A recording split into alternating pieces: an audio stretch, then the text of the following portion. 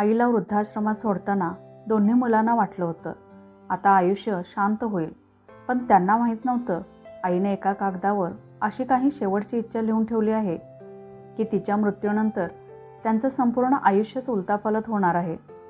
साताऱ्याजवळच्या एका छोट्याशा गावात सुमित्रा नावाची 60-65 वर्षांची महिला राहत होती. चेहऱ्यावर कायम हसू आणि डोळ्यात मायेचा अथांग सागर. नवरा गोविंदराव 5 वर्षांपूर्वी गेले होते. त्यानंतर तिचं संपूर्ण जग म्हणजे तिचे 2 मुलगे, मोठा अभिजित आणि धाकटा निलेश. गोविंदराव साधे शेतकरी होते. आयुष्यभर कष्ट करून त्यांनी 2 एकर शेती, गावातलं एक घर आणि थोडी बचत जमवली होती. मरताना त्यांनी सुमित्राचा हात धरून एकच गोष्ट सांगितली होती, सुमित्रा, मुलांना कधी अंतर देऊ नकोस, दोघांना नेहमी एकत्र ठेव. त्या दिवसापासून सुमित्राने नवऱ्याचं वचन जपण्याचा प्रयत्न केला. दोन्ही मुलं शिक्षणासाठी शहरात गेली. अभिजित बँकेत नोकरीला लागला. निलेश एका खाजगी कंपनीत काम करू लागला. दोघांची लग्न झाली. मोठ्या सोनेचं नाव पूजा आणि धाकट्या सोनेचं नाव स्वाती. सुरुवातीला सगळं व्यवस्थित होतं. दोन्ही मुलं आईला म्हणायची, आई, आता तुला काही काम करायचं नाही, फक्त आराम कर. सुमित्राच्या डोळ्यात आनंद अश्रू यायचे. ती सकाळी देवपूजा करायची, नातवंडांना शाळेसाठी तयार करायची, संध्याकाळी त्यांना गोष्टी सांगायची. घरात तिच्यामुळे वेगळीच ऊब होती. पण हळूहळू वातावरण बदलायला लागलं. मोठी सून पूजा प्रत्येक गोष्टीत कुरकुर करू लागली. आई, तुम्ही इतका गॅस का वापरता? आई, इतक्या वेळा चहा कशाला? आई, नातवाला गोड देऊ नका. सुमित्रा काही बोलत नसे. ती फक्त हसून म्हणायची, ठीक आहे ग. काही दिवसांनी धाकट्या सोनेचाही स्वभाव बदलला. आई, आमचं ऑफिस असतं, आम्हाला तुमच्या छोट्या छोट्या गोष्टींसाठी वेळ नसतो. हळूहळू दोन्ही घरात आई पाहुण्यासारखी राहू लागली. एक दिवस अभिजितने म्हटलं, आई, तू काही दिवस निलेशकडे राहा. महिना संपला की निलेश म्हणायचा, आई, आता तू दादाकडे जा. सुमित्रा एका घरातून दुसऱ्या घरात फिरणारी वस्तू झाली होती. पण तिने कधीही तक्रार केली नाही. रात्री झोपताना मात्र नवऱ्याचा फोटो हातात घेऊन हळूच म्हणायची, तुम्ही असता तर कदाचित हे दिवस पाहावे लागले नसते. एके दिवशी गावातील तिची जुनी मैत्रीण शांता भेटायला आली. तिने विचारलं, सुमित्रा, तू इतकी सुकून का गेलीस? सुमित्रा हसली. वय झाले ग.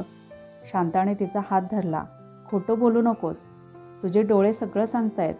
तेव्हा पहिल्यांदाच सुमित्राच्या डोळ्यातून अश्रू ओघळले. माझी मुलं वाईट नाहीत ग, पण आता त्यांच्याकडे माझ्यासाठी वेळ उरलेला नाही. शांता काही क्षण शांत राहिली. तू माझ्याकडे चल. सुमित्रा लगेच म्हणाली, नको.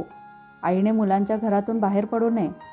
काही दिवसांनी अभिजित आणि निलेश रात्री एकाच टेबलावर बसले होते.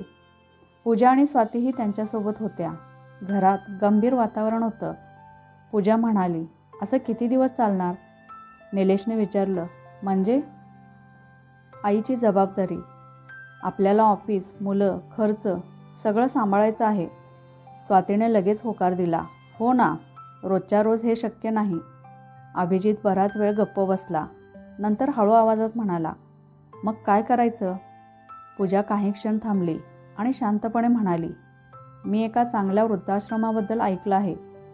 हे शब्द ऐकताच खोलीत काही क्षण शांतता पसरली. निलेशने मान खाली घातली. त्याच्या मनात अपराधी भावना होती, पण कोणीही त्या विचाराला विरोध केला नाही. दुसऱ्या दिवशी सकाळी सुमित्रा देवासमोर दिवा लावत होती. तिला अजिबात कल्पना नव्हती की तिच्या आयुष्यातला सर्वात मोठा निर्णय तिच्याशिवाय घेतला गेला आहे. ती नेहमीप्रमाणे देवाला हात जोडून म्हणाली, देवा, माझ्या मुलांना सुखी ठेव.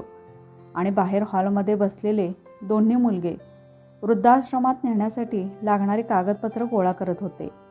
दुपारचे जवळपास 11 वाजले होते. सुमित्रा देवघर आवरून स्वयंपाकघरात आली. पूजा आणि स्वाती काहीशा गप्प दिसत होत्या. अभिजित आणि निलेशही नेहमीसारखे कामावर जायची घाई करत नव्हते. सुमित्राला थोडं आश्चर्य वाटलं. ती हसत म्हणाली, काय रे, आज दोघेही ऑफिसला जाणार नाही का? अभिजितने नजरा चुकवत उत्तर दिलं, आई, आज थोडं बाहेर जायचं आहे. कुठे? तुलाही यायचं आहे?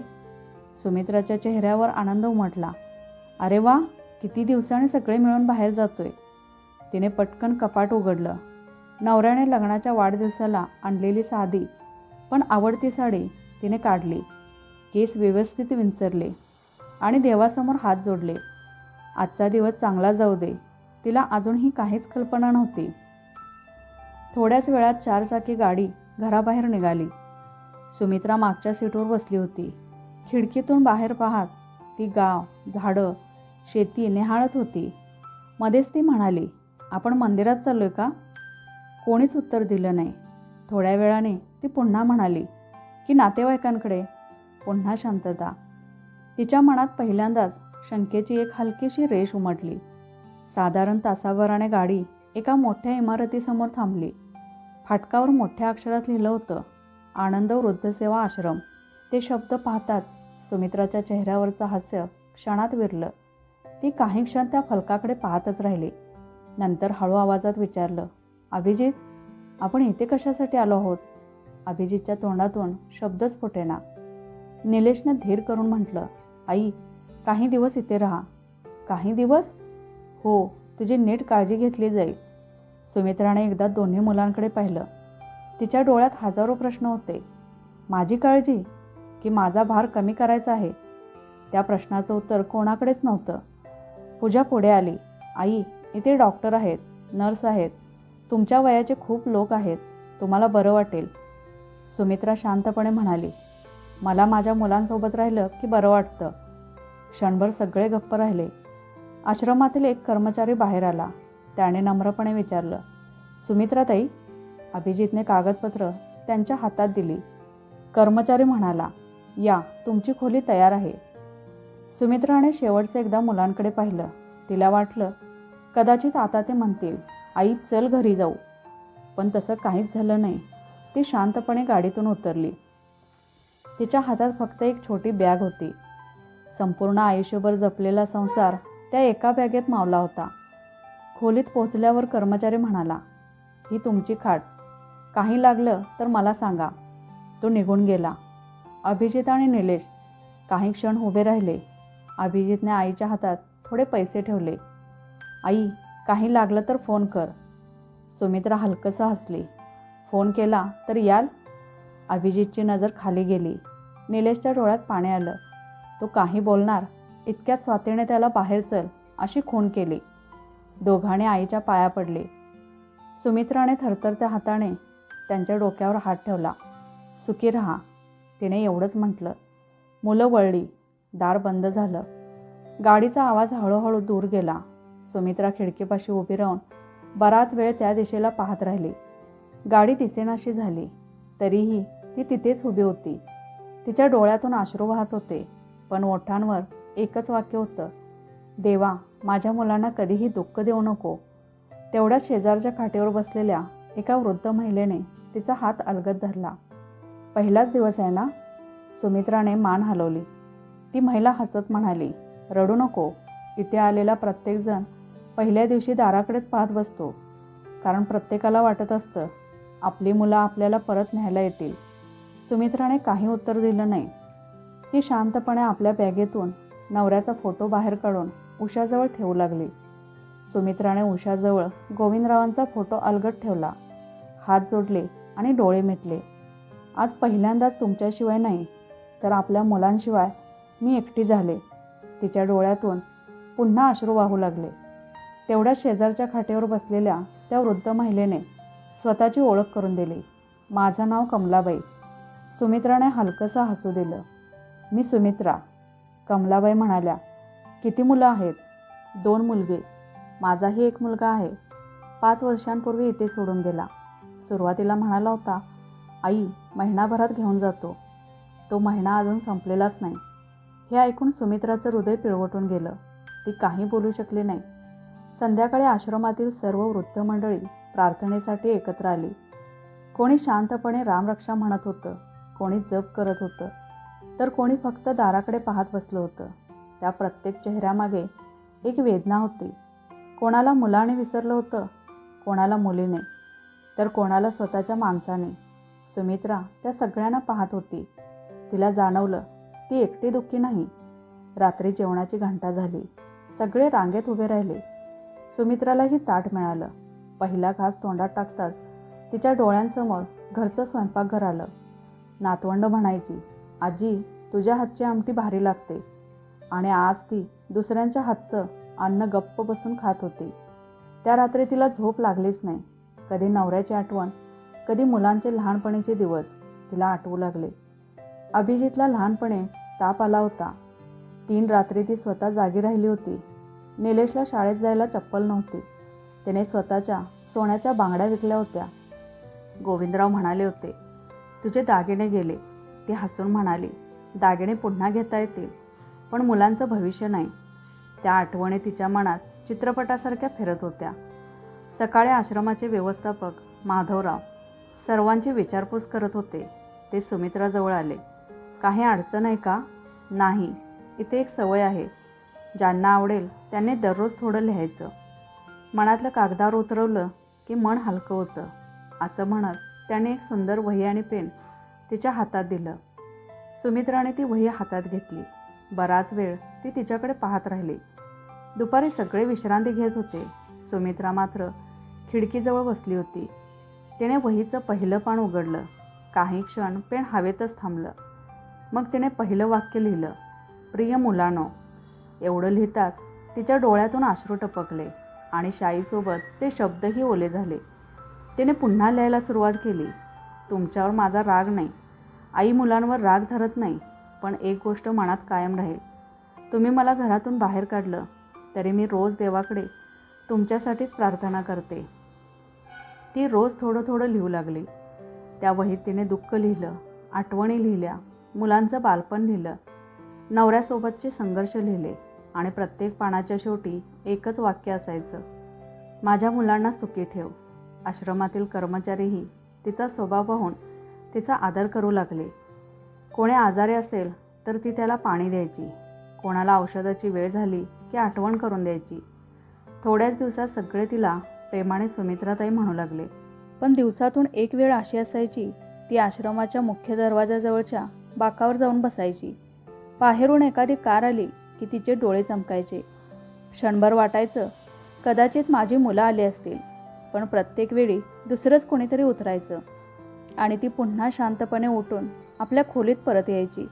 अशाच एका दुपारी फोनची घंटी वाजली. व्यवस्थापक माधवरावांनी फोन उचलला. नमस्कार, आनंद वृद्धसेवा आश्रम. समोरून एका पुरुषाचा आवाज आला. मी अभिजित बोलतोय. सुमित्राताई कशा आहेत? माधवरावांनी क्षणभर हसत उत्तर दिलं, ठीक आहेत. तुमची चौकशी ऐकून त्यांना आनंद होईल. अभिजित थोडा थांबला. त्यांना सांगू नका की मी फोन केला होता. फक्त विचारायला फोन केला. ठीक आहे. फोन ठेवला गेला. माधवराव काही क्षण रिसिव्हरकडे पाहत राहिले. त्यांच्या मनात विचार आला, आईशी 2 मिनिटं बोलण्यासाठीही वेळ नाही, पण चौकशी मात्र करायची आहे. त्या दिवशी त्यांनी सुमित्राला काहीच सांगितलं नाही. संध्याकाळी नेहमीप्रमाणे सुमित्रा मुख्य दरवाजाजवळच्या बाकावर बसली होती. प्रत्येक जाणाऱ्या येणाऱ्या गाडीचा आवाज ऐकला की तिची नजर फाटकाकडे वळायची. पण आजही कोणी आलं नाही. रात्री ती पुन्हा वही घेऊन बसली. तिने आजच्या पानावर लिहिलं, आज दिवसभर मन सांगत होतं की माझी मुलं येतील. कदाचित आईचं मन शेवटपर्यंत आशा सोडत नसावं.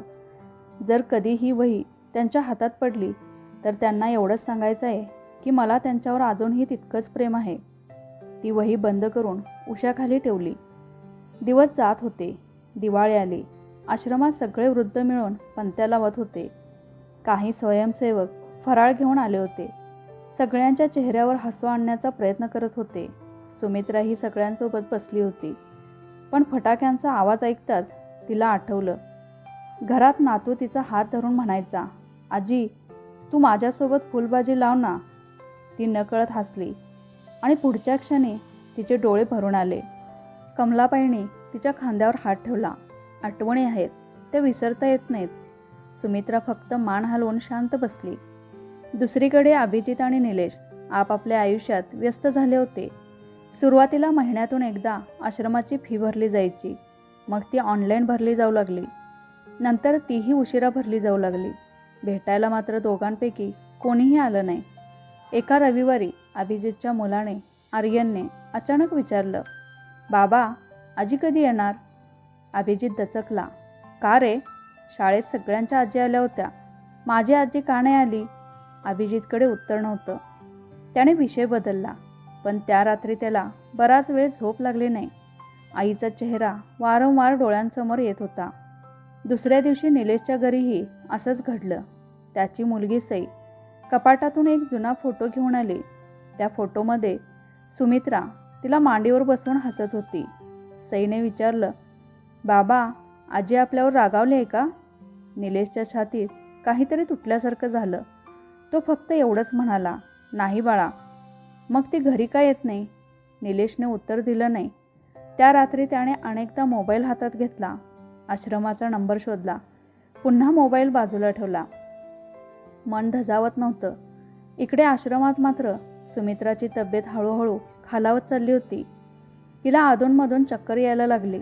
भूक कमी झाली. माधवरावांनी डॉक्टरांना बोलावलं. डॉक्टरांनी तपासणी केली आणि काही औषधं लिहून दिली. जाता जाता त्यांनी माधवरावांना हळू आवाजात सांगितलं, यांची विशेष काळजी घ्या. वय आणि मानसिक ताण दोन्हींचा परिणाम दिसतोय. माधवरावांनी गंभीरपणे मान हलवली.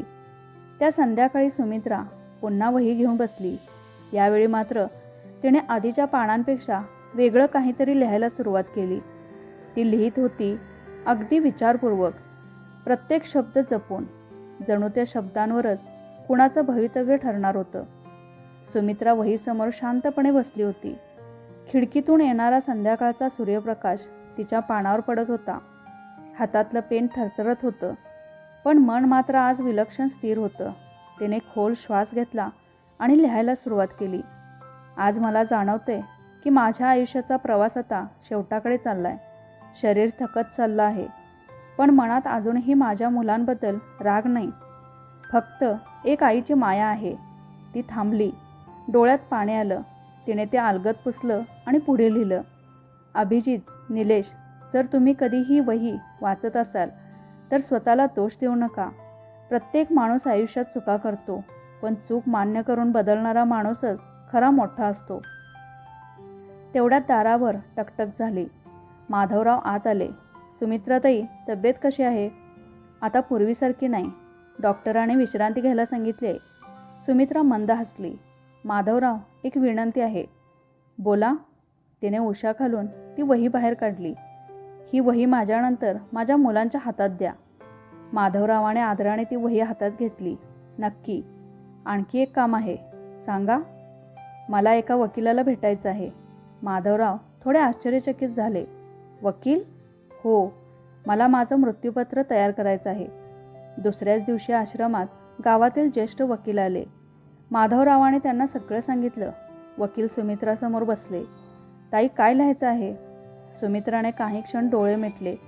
मग अतिशय शांत आवाजात बोलायला सुरुवात केली. माझ्या नावावर गावातलं जुनं घर आहे. हो. 2 एकर शेती आहे. हो. बँकेत थोडी बचत आहे. वकील लिहित होते. माधवराव शांतपणे सगळं पाहत होते. काही वेळानंतर वकील म्हणाले, हे सर्व दोन्ही मुलांमध्ये समान वाटायचं का? सुमित्रा काही क्षण गप्प राहिली. तिने गोविंदरावांच्या फोटोवर नजर टाकली आणि मग अत्यंत ठाम आवाजात म्हणाली, नाही. वकील थोडे थबकले. मग? सुमित्रा म्हणाली, माझं मृत्यूपत्र मी स्वतःच्या मनाने लिहित आहे. माझ्यावर कोणाचाही दबाव नाही. हो. जे काही लिहिलं जाईल ते माझ्या मृत्यूनंतरच उघडलं जाईल. वकिलांनी मान डोलावली. सुमित्रा हळूहळू प्रत्येक अट सांगू लागली. वकील एक एक शब्द काळजीपूर्वक लिहून घेत होते. मृत्यूपत्र तयार झालं. सुमित्राने ते पूर्ण वाचलं. प्रत्येक ओळ तपासली. त्यानंतर थरथरत्या हाताने त्यावर स्वतःची सही केली. वकिलांनी कागद बंद लिफाफ्यात ठेवला. मोठ्या अक्षरात लिहिलं, सुमित्रा गोविंदराव देशमुख यांचे मृत्यूपत्र त्यांच्या निधनानंतरच उघडावे. तो लिफाफा माधवरावांच्या ताब्यात देण्यात आला. सुमित्राने सुटकेचा निश्वास टाकला. जणू तिच्या मनावरचं एक मोठं ओझं उतरलं होतं. पुढचे काही दिवस तिची तब्येत आणखी खालावली. आता ती फारशी चालू शकत नव्हती. कमलाबाई तिची काळजी घ्यायच्या. औषधांची वेळ झाली की पाणी द्यायच्या. रात्री तिच्याजवळ बसून गप्पा मारायच्या. एका रात्री सुमित्रा खिडकीतून आकाशाकडे पाहत म्हणाली, कमलाबाई, बोला. आई कधीच मुलांना शाप देत नाही, बरोबर ना? कमलाबाईंचे डोळे पाणावले. हो, आई शेवटच्या श्वासापर्यंत फक्त आशीर्वादच देते. सुमित्रा हसली. म्हणूनच मी माझ्या मुलांसाठी रोज देवाकडे तेच मागते. त्या रात्रीही तिने हात जोडले. देवा, माझ्या मुलांना सुखी ठेव. आणि तिच्या उशाखाली एक वही होती. तर माधवरावांच्या कपाटात बंद ठेवलेलं होतं ते मृत्यूपत्र, ज्यात लिहिलेला प्रत्येक शब्द अभिजित आणि निलेशच्या आयुष्याची दिशा कायमची बदलणार होता. दिवस पुढे सरकत होते. आता सुमित्राच्या शरीराने पूर्णपणे साथ सोडायला सुरुवात केली होती. पूर्वी सकाळी उठून आश्रमाच्या बागेत फेरफटका मारणारी सुमित्रा आता खोलीबाहेर पडायलाही दुसऱ्याचा आधार घेऊ लागली होती. तरीही तिच्या चेहऱ्यावर तक्रार नव्हती. एके सकाळी माधवराव तिच्या खोलीत आले. सुमित्राताई, डॉक्टर आज पुन्हा येणार आहेत. सुमित्रा मंद हसली. डॉक्टर औषध देऊ शकतात माधवराव, पण आयुष्य किती उरले हे फक्त वरचाच ठरवतो. माधवराव काही बोलले नाहीत. दुपारी डॉक्टर आले. तपासणी करून त्यांनी माधवरावांना बाहेर बोलावलं. त्यांचा चेहरा गंभीर होता. त्यांच्या मुलांना कळवा. तब्येत एवढी बिघडली आहे का? डॉक्टर शांतपणे म्हणाले. कदाचित आता वेळ फार उरलेली नाही. हे ऐकताच माधवरावांच्या मनात धस्स झालं. त्यांनी लगेच अभिजितचा नंबर लावला. फोन वाजत राहिला. शेवटी अभिजितने उचलला. हॅलो, मी माधवराव बोलतोय, आनंद वृद्धसेवा आश्रमातून. हो बोला. आईची तब्येत खूप गंभीर आहे. शक्य असेल तर आजच या. अभिजित काही क्षण शांत राहिला. आज ऑफिसमध्ये खूप महत्त्वाची मीटिंग आहे. उद्या सकाळी येतो. माधवरावांनी शांतपणे उत्तर दिलं. ठीक आहे. फोन ठेवला. त्याने लगेच निलेशला फोन केला. निलेशची, आईची प्रकृती खूप नाजूक आहे. निलेश घाबरला. काय झालं? डॉक्टरांनी तुम्हाला तातडीने बोलावलं आहे. निलेशने घड्याळाकडे पाहिलं. मी पुण्याबाहेर कामासाठी आलो आहे. रात्रीपर्यंत पोहोचणं शक्य नाही. उद्या सकाळी नक्की येतो. माधवरावाने हळूच डोळे मिटले. ठीक आहे. संध्याकाळ झाली. सुमित्रा अंथरुणावर शांत पडली होती. श्वास जड झाला होता. कमलाबाई तिचा हातात हात घेऊन बसल्या होत्या. सुमित्राने हळूच डोळे उघडले. माधवराव. हो ताई. माझी मुलं आली का? माधवरावांच्या घशात शब्द अडकले. तरीही त्यांनी स्वतःला सावरलं. त्यांना कळवलं आहे. ते येत आहेत. सुमित्राच्या ओठांवर हलकंसं स्मित उमटलं. मला माहिती होतं माझी मुलं येतील. ती पुन्हा शांत झाली. रात्र वाढत होती. आश्रमातील सगळे वृद्ध आपल्या खोल्यात गेले होते. फक्त माधवराव, कमलाबाई आणि एक परिचारिका तिच्याजवळ बसले होते. अचानक सुमित्राने डोळे उघडले. तिने समोर भिंतीवर लावलेल्या गोविंदरावांच्या फोटोकडे पाहिलं. तिच्या चेहऱ्यावर एक विलक्षण शांतता होती. ती अगदी मंद आवाजात म्हणाली, मी येते. कमलाबाईने तिचा हात घट्ट धरला. सुमित्राने शेवटचे हात जोडले. देवा, माझ्या मुलांना. वाक्य पूर्ण होण्याआधीच तिचा हात हळूहळू खाली सरकला. खोलीत एक गहिरी शांतता पसरली. डॉक्टरांनी पुढे येऊन तिची नाडी तपासली. काही क्षणांनी त्यांनी शांत आवाजात म्हटलं, त्या आता आपल्यात नाहीत. कमलाबाईंचा हुंदका फुटला. माधवरावांच्या डोळ्यातही पाणी आलं. जिच्या ओठांवर शेवटच्या श्वासापर्यंत मुलांचं नाव होतं, ती आई कायमची निघून गेली होती. रात्रीचं पुन्हा दोन्ही मुलांना फोन करण्यात आला. यावेळी अभिजितने फोन उचलताच माधवराव फक्त एवढंच म्हणाले, तुमची आई आता नाही. फोनच्या दुसऱ्या टोकाला काही क्षण पूर्ण शांतता होती. अभिजितच्या हातातून मोबाईल खाली पडला. निलेशला ही बातमी कळताच तो जागच्या जागी बसून रडू लागला. दुसऱ्या दिवशी सकाळी दोघेही आश्रमात पोचले. आईचा निश्चल देह पांढऱ्या चादरीत शांत पडला होता. अभिजितने आईच्या चेहऱ्यावरून हात फिरवला. तो जोरजोराने रडू लागला. आई, एकदा डोळे उघड. मी आलोय. पण आता खूप उशीर झाला होता. निलेश आईच्या पायाशी बसला. त्यांच्या डोळ्यासमोर एकामागून एक आठवणी येत होत्या. लहानपणी आईने भरवलेला घास, तापात रात्रभर केलेली सेवा, शाळेसाठी विकलेल्या बांगड्या आणि शेवटी वृद्धाश्रमाच्या दारात उभं राहून दिलेला तिचा आशीर्वाद. अंत्यसंस्कार शांतपणे पार पडले. सर्व विधी संपल्यानंतर माधवराव दोन्ही भावांसमोर आले. त्यांच्या हातात 2 वस्तू होत्या. एक जुनी निळी वही आणि एक तपकिरी रंगाचा सीलबंद लिफाफा, ज्यावर स्पष्ट अक्षरात लिहिलं होतं, सुमित्रा गोविंदराव देशमुख यांचे मृत्यूपत्र. वकिलांनी मृत्यूपत्रातील पुढील ओळ वाचायला सुरुवात केली. खोलीत बसलेला प्रत्येकाचा श्वास जणू थांबला होता. वकील शांत आवाजात म्हणाले, माझ्या नावावर असलेलं गावातील घर, 2 एकर शेती आणि बँकेतील सर्व बचत याबाबत माझ्या अंतिम इच्छा पुढीलप्रमाणे आहे. अभिजित आणि निलेश एकमेकांकडे पाहू लागले. दोघांनाही वाटत होतं आईने कदाचित दोघांमध्ये समान वाटणी केली असेल. पण पुढच्या क्षणी वकील पुढे वाचू लागले. माझ्या मृत्यूनंतर माझ्या कोणत्याही मालमत्तेची तात्काळ वाटणी करण्यात येऊ नये. दोघेही दचकले. वकील पुढे म्हणाले, माझ्या दोन्ही मुलांनी 1 वर्ष अखंडपणे एकत्र राहून एकमेकांशी प्रेमाने वागून दर महिन्याला किमान 1 दिवस एखाद्या वृद्धाश्रमात जाऊन तिथल्या वृद्धांची सेवा केली. याची लेखी खात्री झाल्यानंतरच त्यांना माझ्या मालमत्तेचा अधिकार मिळेल. खोलीत पुन्हा शांतता पसरली. पूजाने आश्चर्याने अभिजितकडे पाहिलं. स्वातीने नकळत डोळे खाली केले. वकील पुढे वाचत राहिले. जर माझ्या मुलांनी ही अट पूर्ण केली नाही तर माझी संपूर्ण मालमत्ता आनंद वृद्धसेवा आश्रमाला दान करण्यात यावी. त्या पैशातून अशा आईवडिलांची सेवा व्हावी ज्यांना त्यांच्या मुलाने विसरलं आहे. हे ऐकताच अभिजितच्या हातातून पाण्याचा ग्लास खाली पडला. निलेशच्या डोळ्यातून अश्रूंचा बांध फुटला. तो रडतच म्हणाला, दादा, आईने आपल्याला संपत्ती नाही, माणुसकी कमवायला सांगितली आहे. माधवरावांच्या डोळ्यातही पाणी आलं. ते म्हणाले, ताईने हे मृत्यूपत्र लिहिताना एकदाही तुमच्याविषयी कटू शब्द वापरला नाही. त्या फक्त एवढंच म्हणाल्या होत्या. क्षणभर थांबून त्याने पुढे सांगितलं, माझ्या मुलांना शिक्षा नको, त्यांना त्यांच्या चुकीची जाणीव व्हावी. अभिजित जोरात रडू लागला. आम्ही आईला घरातून दूर केलं आणि आई आम्हाला अजूनही उभं करण्याचा विचार करत होती. पूजा पुढे आली. तिने दोन्ही हात जोडले. माधवराव, आम्ही खूप मोठी चूक केली. स्वातीही रडत म्हणाली, आईला एक संधीही दिली नाही. वकिलाने मृत्यूपत्र बंद केलं. आता निर्णय तुमचा आहे. अट पूर्ण करायची की मालमत्ता आश्रमाला द्यायची. अभिजित उठला. त्याने आईची वही छातीशी धरली. निलेशकडे पाहून तो म्हणाला, आजपासून आपण आईची शेवटची इच्छा पूर्ण करणार. निलेशने त्याचा हात घट्ट धरला.